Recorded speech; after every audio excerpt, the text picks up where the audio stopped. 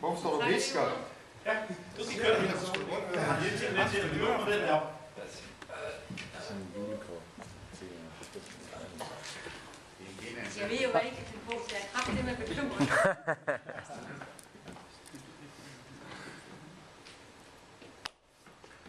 To skal læse det højt.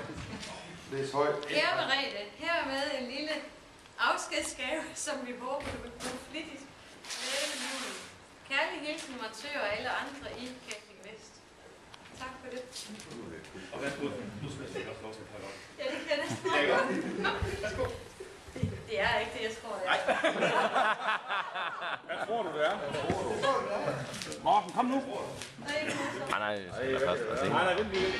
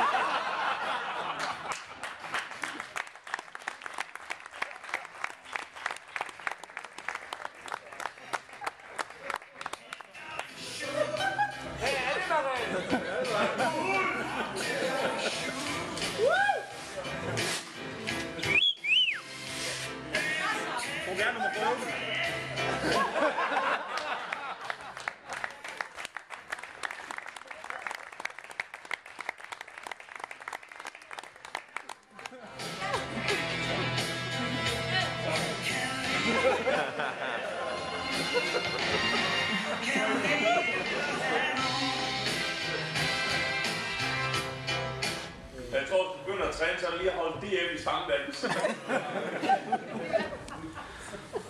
Tale.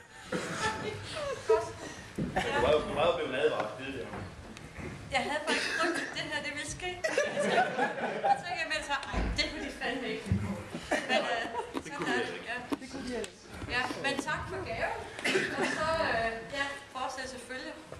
Måske skal jeg give en melding eller hvad?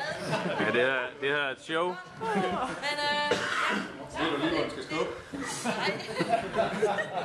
Godt. Mellem gulv og loft. Hvordan kommer jeg nu tilbage på sporet?